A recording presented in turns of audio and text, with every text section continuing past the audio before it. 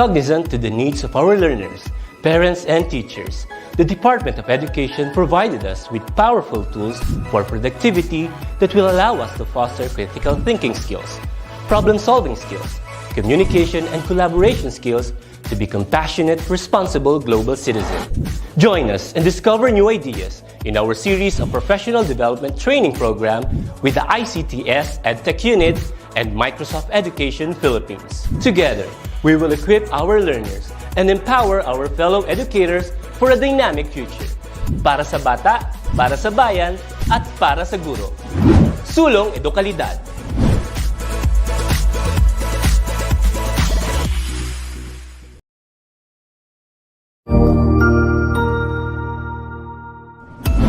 Mabuhay! Isang mapagpalang araw sa ating lahat. Ako ang inyong lingkod, Tutor Match. Welcome sa ating ETUlay, ang ating libreng online tutorial na hatid ng ating kagawaran ng edukasyon, ICTS EdTech. Ang programang ito ay inaasahang makatutulong at maging karagdagang kaalaman sa mga mag-aaral mula kinder hanggang senior high school, ALS, Alive, at SPED learners. Bukod sa pagsagot ng mga modules, ang ETUlay ay may mga special programs din na siguradong aabangan ninyo araw-araw. Katuwang ang ating mga minamahal na mga magulang at guro ay maitutulay natin ang pagkatuto. Kaya, ihanda na ang inyong module, lapis, papel o kwaderno. Ihanda rin ang isip, mata at tenga sa isa na namang makabuluhang aralin. Tayo nang matuto kasama ang inyong volunteer online tutor sa oras na ito.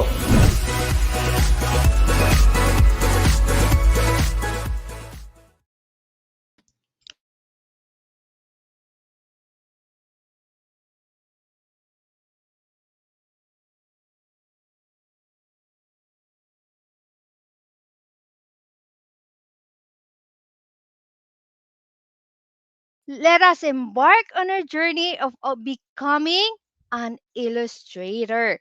At bago tayo magsimula, lagi nating tandaan na tunay na kay saya kung sa pagkatuto ay sama-sama. Ating aralin sa Illustration 10, siguradong kakayanin. Kaya tara na, ituloy natin ang pagkatuto sa Illustration 10. Kumuha na ng inyong papel, gadget, at inyong mga ballpen at simulan na natin.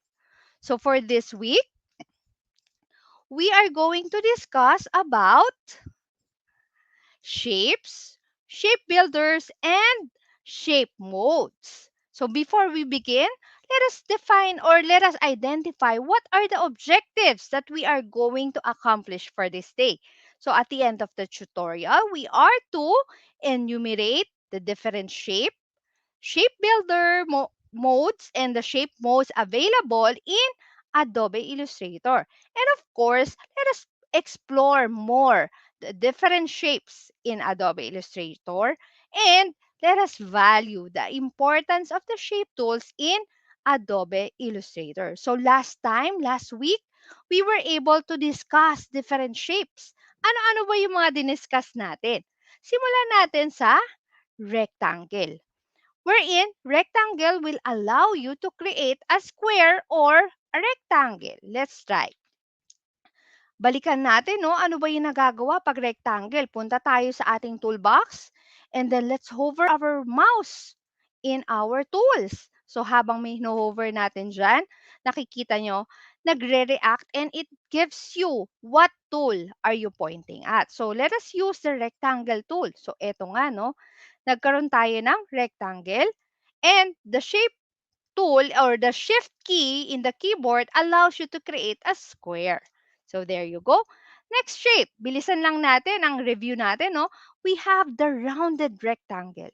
The rounded rectangle is much similar siya sa ating rectangle, but its edges or yung kanyang mga pointed part ay rounded.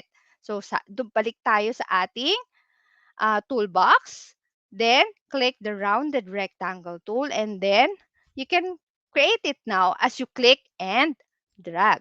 And of course, pwede pa rin natin gamitin ang shift key, no? So, ayan. So bago yan, balikan nga natin ang ating mga viewers. Kumustahin natin sila.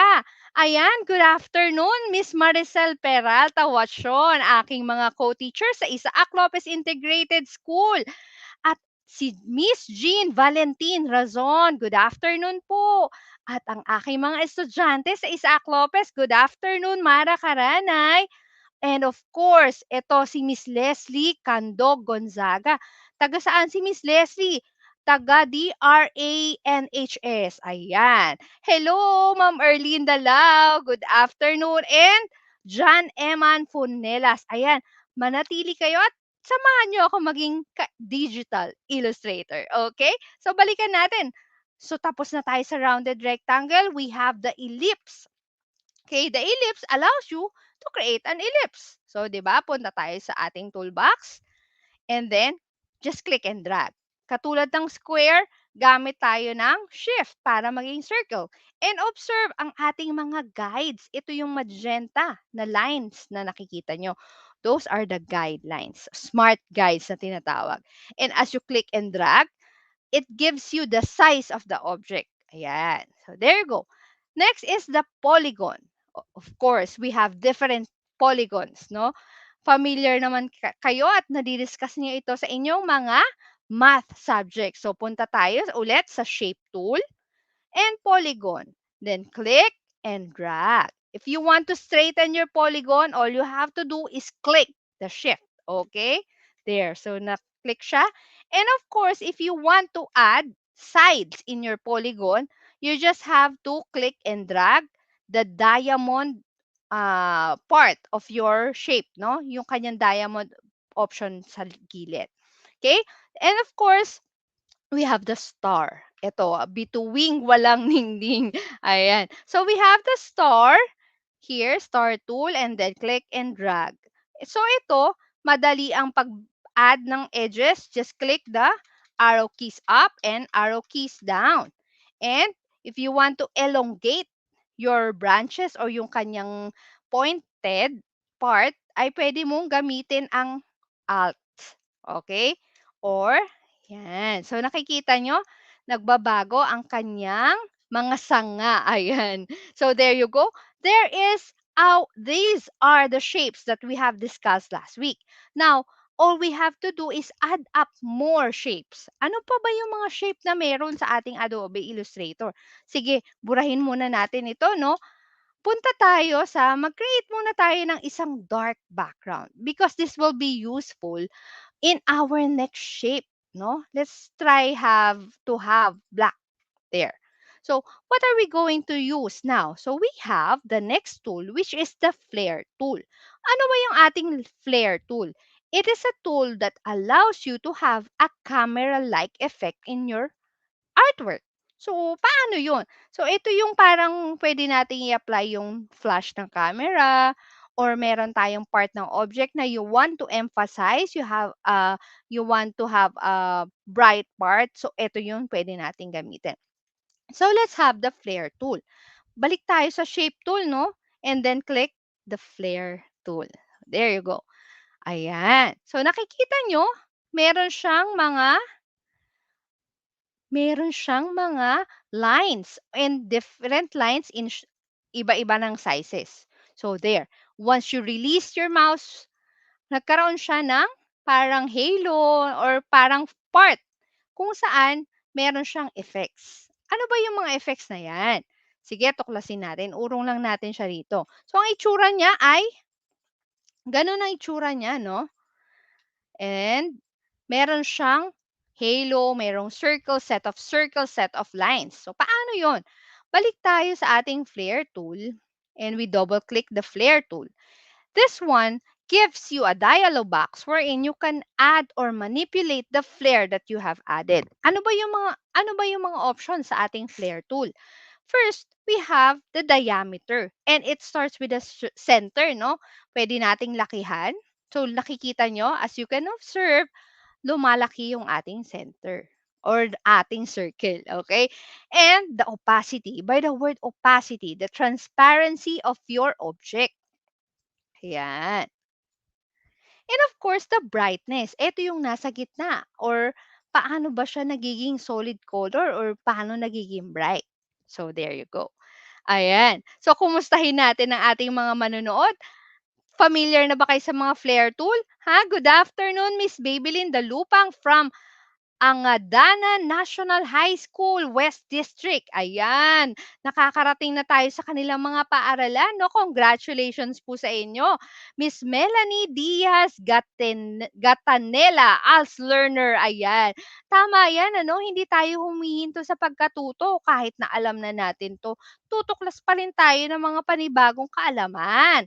Ayan, from Bonifacio, si Miss Matet Carillo Solis and Rosemary Kabigting. This is for grade 9 or grade 10.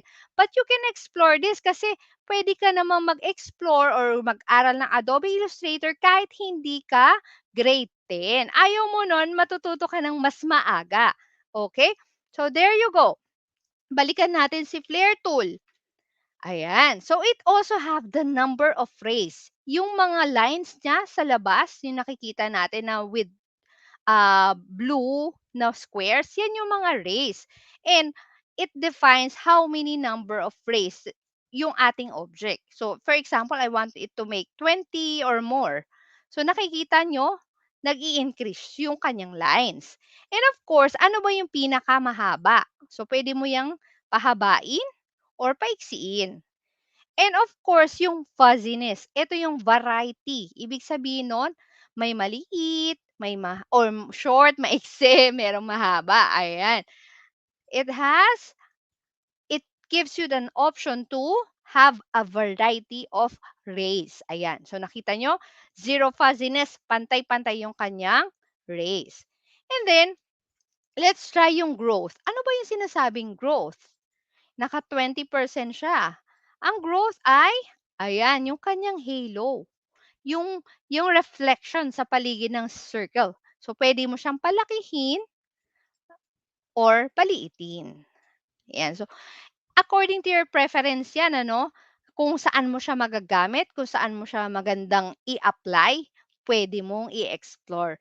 And of course, ito, yung rings. Ano ba yung path niya? Yan. So, ang path, ito yung kanyang direction or alignment ng rings. And the number.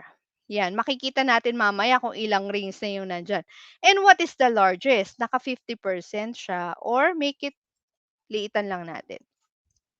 And then, it also have the direction. Yan. Si pwede mo siyang i-design according to your preference. So, ayan. Then, let's click OK. Now, this is the flare tool that we have created. So, observe nyo. Pag niliitan ko yung ating artboard or yan, ang ating page, meron pala tayong nasa malayo. Those are the rings that we have created. So, we can resize it by using what is this? The selection tool. This allows you to resize, rotate, or manipulate your object. So, in this case, let us resize. Now, nakikita nyo, pwede siyang ma-stretch, pwede siyang misalign. What you have to do, if you want to make it as is, liliitan mo lang siya, click the shift key. So, ganon. And then, of course, if you click the tool, you can also rotate. Just wait for the cursor to change na maging curve siya. Ayan. Then, you can rotate. So, there you go. That is your flare tool. Now, I am challenging you. I want you to discover or manipulate the color of this flare tool. Marami pang pwedeng gawin. And you can also isolate them. Yan. Pwede mong i-edit yan. Yan ang china-challenge ko sa inyo. Okay? So, there you go. We are done with the flare tool. There. Now, let us discover more. Ano ba yung mga pwede pa nating malamang tool sa Adobe Illustrator? Let's have the Shape Builder mode. Ano ba yung ginagamit ng Shape Builder mode, ano? Okay? So, good afternoon po ulit sa ating mga manonood. Good afternoon, Lani Mejia from Cabiao, SDO Cabiao Annex NE. Northeast po ba ito? Ayan, good afternoon po sa ating manonood. So, balikan natin to. We have the Shape Builder tool and this one allows you to unite to minus front, intersect, or exclude. Ano ba yung mga ginagawa na ito, no? Punta tayo sa ating Adobe Illustrator. Sige. I-delete natin ito, no? Let's try to have two shapes. Let's experiment. Ano ba yung nagagawa? Paano ang mangyayari kung ginamit ko si Shape Builder tool? So, gawa tayo ng rectangle. Maybe let's change the color. And then, let's have another shape tool. O, sige, circle naman. There. And then, let's change the color also, no? Para makita natin yung difference. And let's add another, which is, let's try a star. Now, ano natin, no? Tuklasin natin ang ating creativity. Ano ba yung magagawa ng ating creativity? Anong magagawa ng tools na ito, no?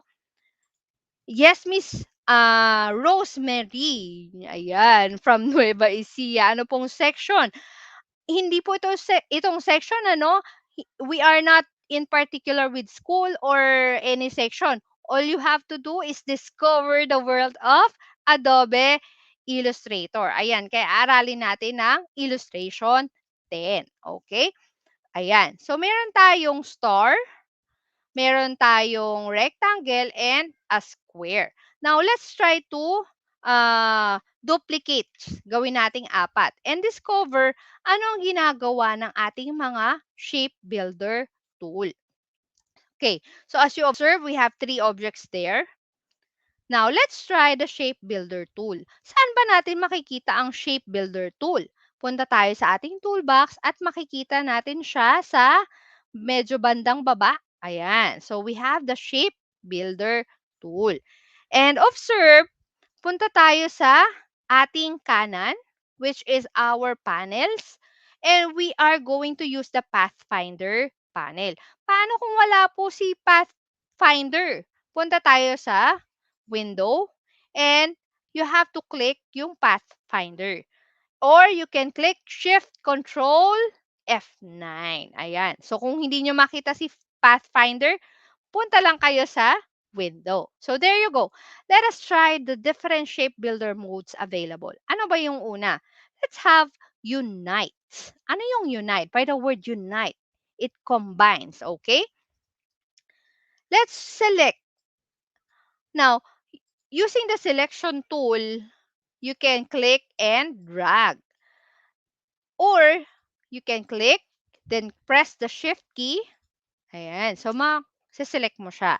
So, kaya lang, ang difference nito, possible na may makalimutan kang ma-select. Okay? So, there you go. Good afternoon po ulit, Kent Parlaruan and Christian Dave Galamgam and Rosemary. Ayan, thank you rin. Good afternoon sa inyo. Manatili at tuklasin natin ang mga shape builder modes. So, eto, meron na akong 3 shape na nakaselect. And then, we go to Pathfinder and let's click ang ating Unite. Ayan, katulad ng ating tools. Ayan, makikita natin sa ating option or pag hinover mo yung inyong brush o yung mouse pointer, magbibigay siya ano ba yung option na nakaturo. Okay? So, punta tayo sa Unite. Click, no? Anong nangyari? Okay. Kanina, we have different shapes. 3 shapes na magkakapatong. What happened with the Unite tool? They are combined. Okay. So, ang nangyari, nakuha niya yung color na nasa unahan. So, what is the color?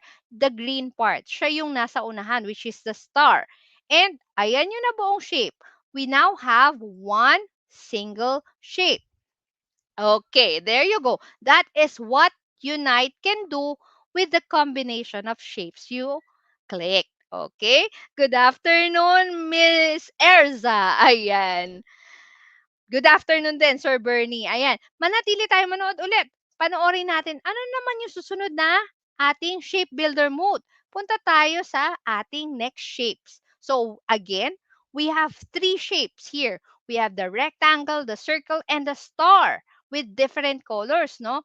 Let us now try yung ating minus front. Anong nangyari sa minus front? Okay, natanggal yung mga shapes na nasa unahan. Control Z natin. Observe natin.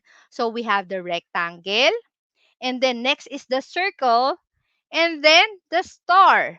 Anong nangyari when we use the minus front option? Tinanggal niya lahat ng shape na nasa unahan. So there. Itong shape builder mode ay kakalabitin ang inyong creativity. Bakit? With the combination of shapes that you have lined up in your artwork, marami kang pwedeng makreate. So, katulad nito, no? Kanina, tatlong shapes. Now, I only have one. So, there you go. Next, punta ulit tayo sa tatlong shape na ito. And let us discover what will happen when it comes to the intersect mode. By the word intersect, ano ba yung intersect sa inyong mga math? Natatandaan pa ba? Okay. Ayan. When we intersect, ano ba yung part ng object mo na nag-overlap? Sige, tuklasin natin. Ayan. Ayan lang yung natira sa ating intersect mode. Balikan natin ulit. So, we have the rectangle. O pwede nating i-move ng konti para medyo lumaki yung ating intersection. Ayan. Ano yung intersection nilang tatlo? Okay? Ayan, hindi ko siya na-select. Ayan, 'pag may nakalimutan ka i-select 'no, walang mangyayari. So, kailangan meron kang pinili. Ayan. So, let's intersect. So, there you go. Naiwan pa rin yung intersection ng tatlo, which is this shape. Oh, so nagkaroon ka uli ng another irregular shape. And then, eto pa, yung last one. Let's have the last one, which is kung merong intersection, meron tayong exclude. And this is the opposite of intersection, kung ano yung hindi nag-overlap. So, there you go. So, para siyang no, yung mga stained glass. Pwede ka mag-create, combine different shapes pa rin. And then, hindi lang yan. So, we have created now different combined shapes. So, makikita nyo, they are grouped into a new shape. Okay, tigi-isa siya. Ano yung pwede nating gawin sa kanila? Okay, now, using our selection tool, we can change the color of these shapes. Let's try blue. Or let's try yellow. So, ganon. Pwede mo siyang palitan, pwede mong gamitan, and you can also use your patterns and so on. Discover nyo lang. And marami pa yang options na nakatago. Ayan. And of course, katulad ng ating mga shapes last week, we have yung mga stroke niya. Pwede nating palitan. And we can make it thicker. Yan. So, nakakatawa, no? Nag-enjoy ang ating mga manonood, no? Marami pa yan. Huwag kayong titigil sa pagtuklas. Yan. So, there. I was able to modify yung kaninang shape natin, no? Naka-create uli ako ng isang colorful shape.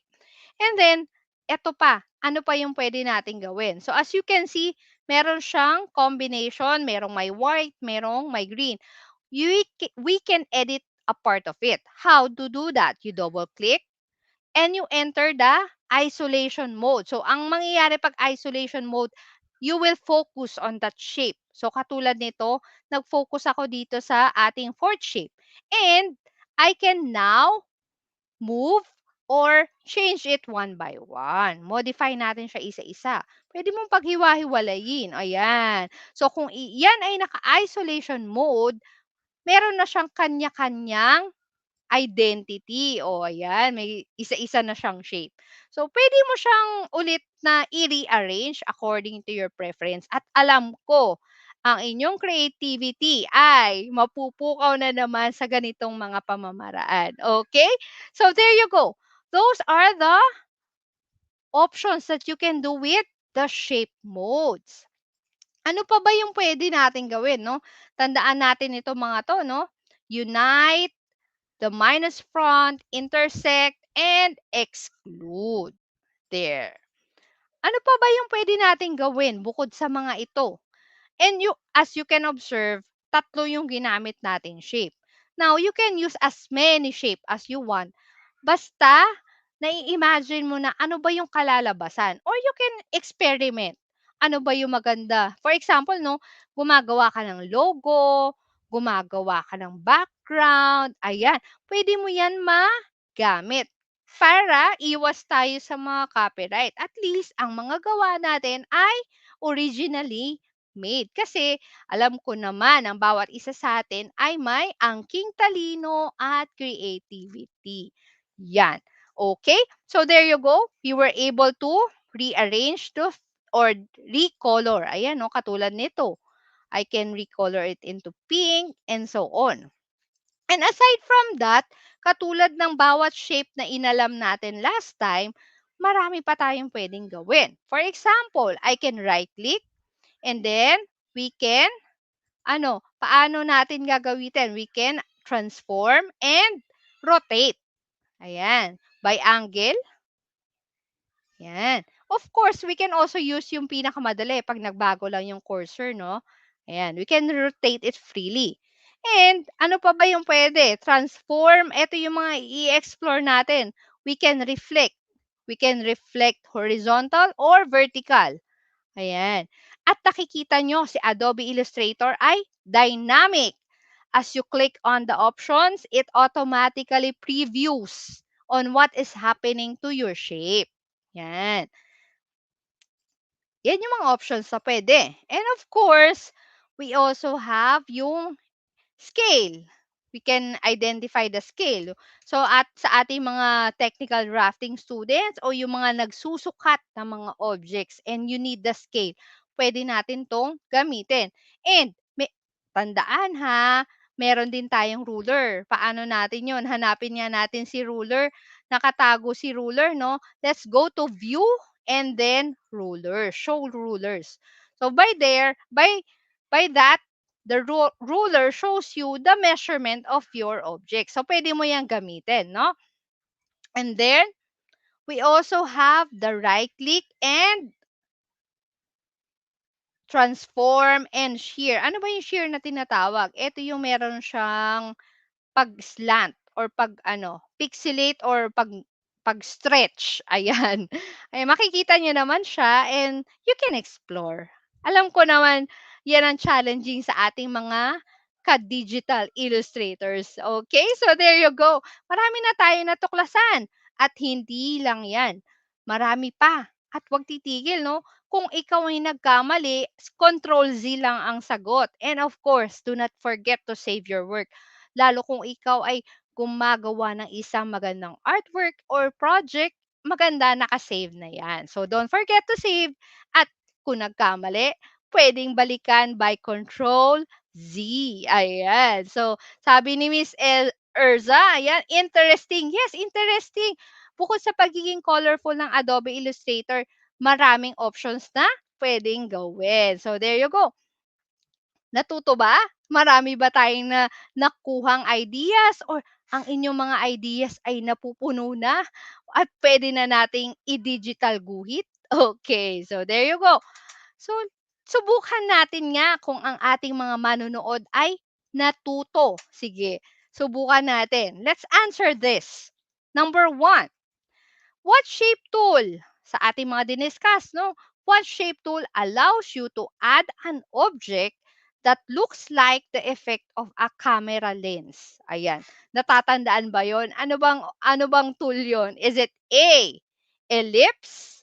Is it B, flare? You can type it in our chat box or you can write it in a piece of paper. Pwede naman mamaya magsagot, no? So let's have letter C, which is sa polygon, or D, rectangle. Ano ba yung tool na yon na nagbigay sa atin ng pagkakataon para magbigay ng camera lens effect sa ating mga gawain? Okay, ano yon? It is letter? Okay, correct. It's letter B. Ayan, it's the flare tool. At kasama siya ng mga shape tools. Marami yun, no? Number 2, what shape builder tool allows you to combine shapes to create a new one? Ayan, combination of shapes. And it creates a new one. Is it A, exclude? Is it B, intersect? Is it C, minus front? Or is it D, unite? So, ito yung shape builder tool na nag-a-allow sa inyo na magsama ng mga shape at makaka-create kayo ng panibago. Parang ito yung pagsasama, okay, ayan. Parang ano lang 'no, relationship goals, ayan. So, let's have letter. What is your answer? Sige nga, ilagay sa chat box. Very good. Ayan, ang galing naman ng ating mga manonood, natandaan nila. It's letter D, unite. So, there you go. Next one. Number 3. Enumerate the four shape modes in Adobe Illustrator. Ayan. Ano ba yung mga four shape modes? Natatandaan ba yung mga yon? Okay. Isa-isahin natin. It is, first, the unite. Ito yung you combine shapes. The next one, you overlap, which is the intersect shape. And then, you minus front. You remove the front shapes. And then the exclude. Ayan, hindi kasali. Or ito yung the opposite of intersect. There you go. Tandaan tong apat na to ha. Malay nyo sa susunod na araw magagamit nyo siya at matatandaan. And alam ko, kayong mga kaguhit, ka-digital illustrator, ay maraming ideas na nasa inyong mga isip. Okay? Ayan. Punta tayo sa number 4. Ano ba yun? What shape builder tool allows you to remove the shape in front? Ayan, kasasabi lang natin. Kadidiscuss lang natin. Remove the shape in front. Is it A, exclude? Is it B, intersect? Or is it C, minus front? And D, unite. Okay, very good ang ating mga manonood, no? Sumasagot sila. Congratulations, tama ang inyong mga sagot. Ayan. So, in this number 4, what is your answer? Okay, the answer is letter C, very good. Okay, tama na, nakatama na ang ating mga manonood, no? Congratulations, Miss Maricel and Miss Erlinda Lao. Ayan, tama ang inyong mga sagot. Na, last one. What shape builder tool allows you to create a new shape from two overlapping shapes? Ayan, nag-overlap, no? Nasaan na ang ating mga manonood? Ang mga taga Isaac Lopez, shout out naman dyan. Ayan. So let's have the number 5. What shape builder tool allows you to create a new shape from two or more overlapping shapes? Is it A, exclude? Or is it B, intersect? Is it C, minus front? Or is it D, unite? What are this? Anong shape builder mode that allows you to create a new shape from overlapping shapes? Ano kaya yun? By the word overlap. Okay. Ano ang tamang sagot? Very good. It is the intersect by the word overlap and intersect. Ayan. So, good afternoon po ulit. Ayan, si Miss Jariza May Raven Mata. Ayan, from San Roque Central Elementary School. Maganda rin po, no, ilagay nyo kung saang city kayo, no, para nakakapag-hi tayo sa ating mga syudad na pinanggalingan. And alam ko, no, nakakarating na tayo sa ating Luzon, Visayas, Mindanao. This is nationwide, no? Pwede nating matuklasan ang ating Illustrator mode pagdating sa ETUlay. Okay? So, there you go. So, congratulations sa mga nakatama ng sagot. And for those who were not able to have a perfect score, huwag malungkot kasi pwede mo naman balikan ang ating ETUlay session and you can review or pwede mong i-try. Maganda matry mo rin na mag-Adobe Illustrator. Okay? So there you go. By the things that we have discussed today, no, napaka-short ng oras natin. Marami pang pwedeng aralin. At iyan ang challenge ko sa inyo. Huwag hihinto ng pagtuklas at marami pa kayong malalaman sa Adobe Illustrator. And in our lessons, we are to generalize that the flare tool allows you to add a camera lens-like effect in your artwork. Ayan, huwag kakalimutan yan ha.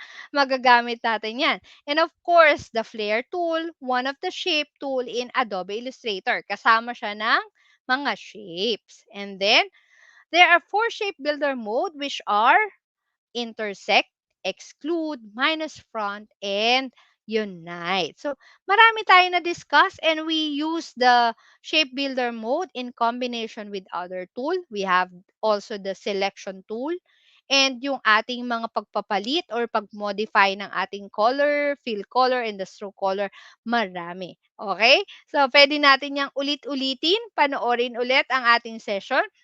Good afternoon po, no? From Tala High School, Tiffany Villamor and Lolita Umali from Mansalaya, ES Del Gallego. Ayan, saan po kaya yon? Saang city tayo, no? Good afternoon po kay Miss Monica din, Taruyan. Ayan, good afternoon po sa lahat ng manonood. And I am very happy that you are here with me today, no? Marami tayong natutunan, marami tayong natuklasan, and iiwan ko sa inyo ang aking favorite quotation, which is creativity is intelligence having fun. Lahat tayo may angking talino, lahat tayo ay creative, hindi man tayo ganun kagaling gumuhit, pero ang ating imagination, diyan masusukat ang ating talino. And that is from Albert Einstein. And I'm very delighted to know that you are here with me today. And I hope you will be here again next time, or you can watch our previous session. And I hope that you were able to learn our topic, and that will lead to our activities in Illustration 10, an enjoyable and productive one. And always bear in mind that in education, this will advance to the capable child. So strive hard and burn the midnight oil to make your dreams turn into reality. So see you again. And ang ating mga susunod, ang ating contact center services, hintayin at susunod na po sa ating session. Thank you very much po. Magkita-kita ulit tayo next week, 1 p.m. Bye-bye!